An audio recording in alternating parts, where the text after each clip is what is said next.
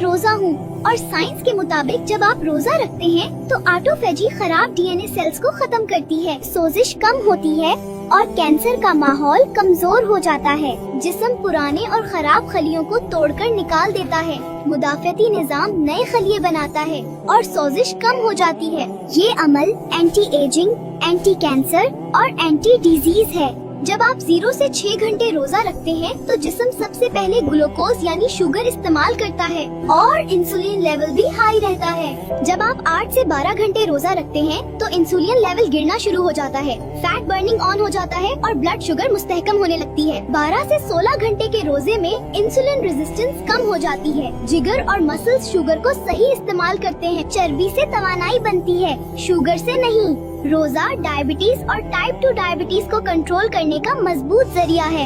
High blood pressure में रोजा रखने से इंसुलिन कम होता है, नमक की मिकदार कम जमा होती है और खून की नालियां रिलैक्स हो जाती हैं। इसीलिए रोजे से नसों का प्रेशर कम होता है और ब्लड प्रेशर कुदरती तरीके से कंट्रोल हो जाता है। मोटापे और पेट की चर्बी के लिए रोजा इंसुलिन को कम करता है, चर्बी जलने लगती है और हार्मोन्स का तवाजुन बेहतर हो जाता है। पेट की चर्बी कम हो जाए तो ब्लड प्रेशर, शुगर और दिल सब कंट्रोल में आ जाते हैं। दिल की बीमारी में रोजा रखने से खराब कोलेस्ट्रॉल कम होता है, अच्छा कोलेस्ट्रॉल बढ़ता है और खून जमने का खतरा कम हो जाता है।